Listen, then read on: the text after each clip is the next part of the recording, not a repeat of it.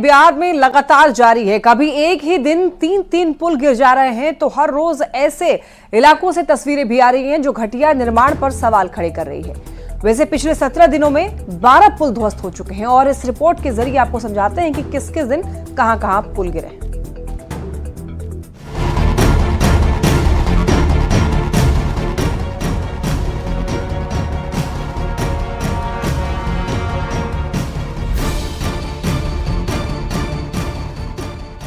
बिहार में पुल तो ऐसे गिर रहे हैं जैसे पेड़ से पके हुए आम गिर रहे हों।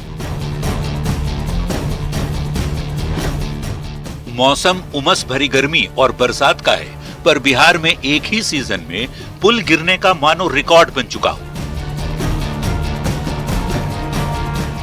पिछले 17 दिनों में 12 पुल ध्वस्त हो चुके हैं। नजर डालिए उन तारीख और जगहों पर जहां पुल ताश के पत्तों की तरह बिखरते दिखे। तारीख 18 जून, अररिया के बकरा नदी पर निर्माणाधीन पुल गिरा। 22 जून, सिवान के दरौंदा नहर पर बना पुल गिर गया।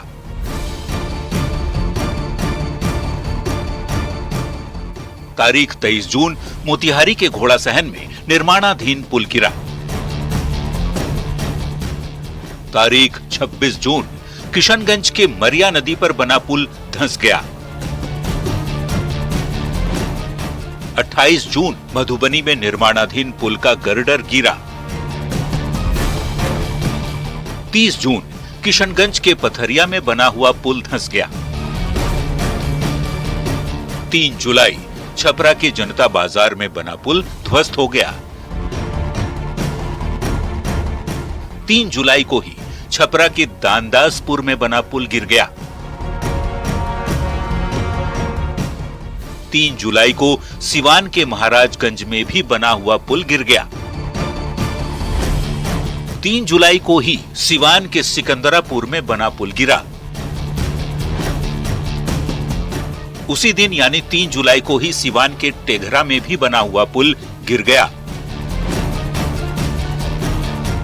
जबकि अगले दिन यानी 4 जुलाई को छपरा के बनियापुर में पुल टूट गया। Bureau report, news 18।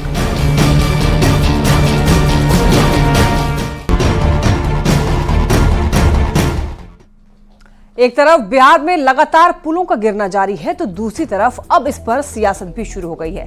सत्ता पक्ष जहां इसके लिए विपक्ष को जिम्मेदार ठहरा रहा है तो दूसरी तरफ विपक्ष पुल गिरने के लिए मुख्यमंत्री नीतीश कुमार और केंद्र सरकार को जिम्मेदार ठहरा रहा है। रिपोर्ट देखिए।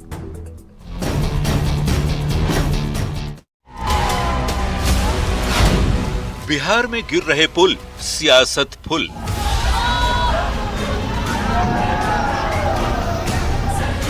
नेताओं की बयानबाजी, जनता की शामत आई।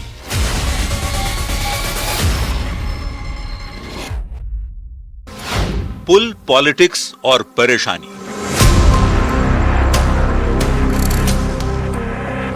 बिहार में एक के बाद एक पुल लगातार गिर रहे हैं। जनता परेशान है। कई गांवों का एक दूसरे से संपर्क टूट चुका है और इन सब के बीच बिहार के पुल पर पॉलिटिक्स फुल है। भ्रष्ट अधिकारियों और ठेकेदारों की वजह से पुल गिरे तो जनता को परेशानी हुई ही विपक्ष को बैठे बिठाए सरकार को घेरने का मौका मिल गया।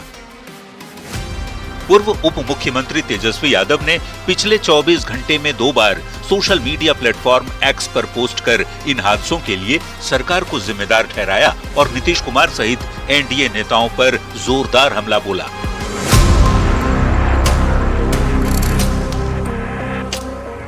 बिहार में अगले साल विधानसभा का चुनाव होना है। ऐसे में आरजेडी सरकार को घेरने का कोई भी मौका नहीं छोड़ रही।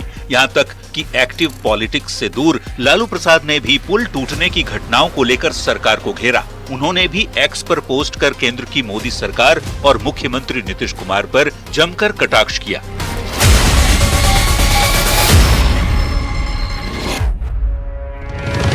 तेजस्वी यादव और लालू प्रसाद के हमले के बाद एनडीए के नेताओं ने भी मोर्चा संभाला। उप मुख्यमंत्री विजय कुमार सिन्हा ने कहा कि लालू कांग्रेस राज में बने पुल गिर रहे हैं, तो मंत्री अशोक चौधरी ने भी इसके लिए लालू राज के दौरान बने पुलों के गिरने का आरोप लगा दिया। कांग्रेस की सरकार थी, उसके बाद जो गिरा है उस समय आरजेडी की सरकार थी। जनता दल यूनाइटेड के पास मात्र 2 महीने पहले ये विभाग, 1.5 साल पहले तक ये विभाग आरजेडी के पास। तो जवाबदेही, मोरल रिस्पॉन्सिबिलिटी आरजेडी का बनता है अगर पुल गिरने पर आरजेडी प्रश्न उठा रहा है तो। और जहां तक जो पुल गिरे हैं उसमें एक पुल जो अररिया में गिरा है उसमें ग्रामीण कार्य विभाग की मैं मानता हूं कि कहीं न कहीं संलिप्तता है। डबल इंजन की सरकार नहीं कर पाई थी, वो काम तेजस्वी यादव जी ने करने का काम किया। और किसी का मजाल नहीं है सरकार के कोई मंत्री का कि तेजस्वी यादव के कार्यों की समीक्षा कर ले और कहीं दोषी ठहरा दे।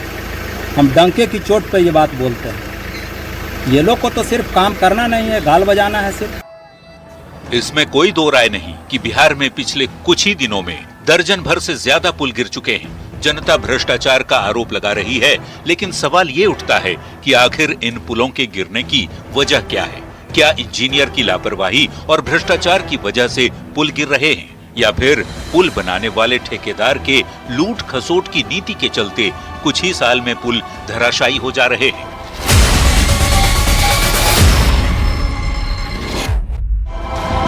इन सवालों के जवाब तब मिलेंगे जब मामले की जांच होगी, लेकिन फिलहाल पुल गिरने की घटनाओं ने बिहार के पॉलिटिक्स को गर्म जरूर कर दिया है।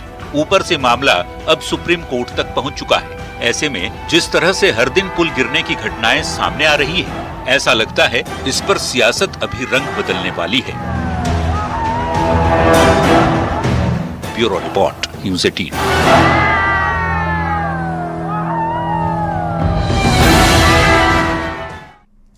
बिहार में लगातार पुल गिरने पर सियासत जारी है। वन एवं पर्यावरण मंत्री प्रेम कुमार ने आरजेडी पर हमला बोलते हुए कहा है कि उनके समय में बने हुए पुल और पुलिया ध्वस्त हो रहे हैं।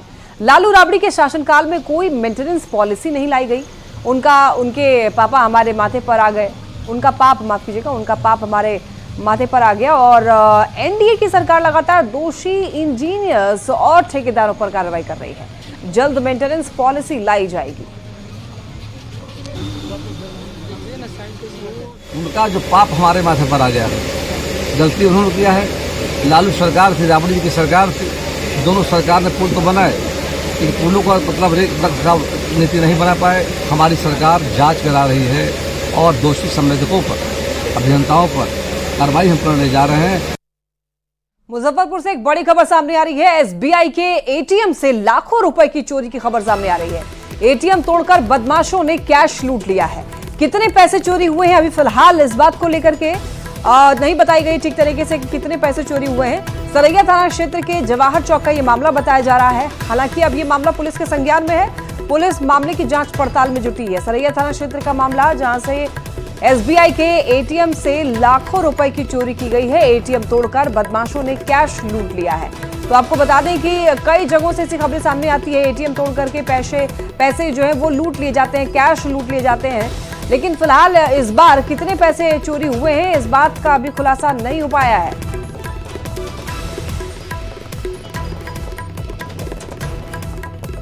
और यूपी के हाथरस कांड से जुड़ी इस वक्त की एक बड़ी खबर, एसआईटी ने शासन को सौंपी अपनी रिपोर्ट। हाथरस कांड की एसआईटी ने जांच रिपोर्ट बनाई। एसआईटी ने 100 से ज्यादा लोगों के बयान लिए थे। सत्संग में तैनात पुलिसकर्मियों के बयान भी लिए गए थे। एसडीएम सिकंदर राव के भी बयान दर्ज किए गए। फायर कर्मचारी और पत्रकारों के भी बयान लिए गए। तो जो बयान लिए गए, जो रिपोर्ट तैयार किए गए, वो एसआईटी ने शासन को सौंप दी है रिपोर्ट। आपको बता दें कि पुलिसकर्मियों के बयान लिए गए, पत्रकारों के बयान लिए गए, फायर कर्मचारियों के बयान लिए गए, एसडीएम सिकंदर राव के भी बयान लिए गए। और आपको बता दें कि लगभग 100 से ज्यादा लोगों के बयान एसआईटी ने लिए और एसआईटी ने एक रिपोर्ट तैयार की, जांच रिपोर्ट, और उसके बाद एसआईटी ने शासन को रिपोर्ट सौंप दी।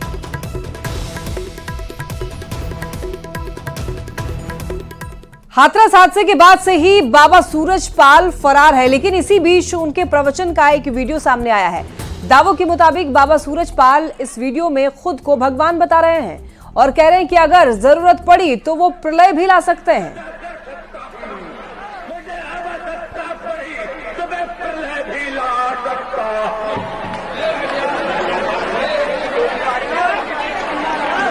हिंदू मुस्लिम सिख ईसाई का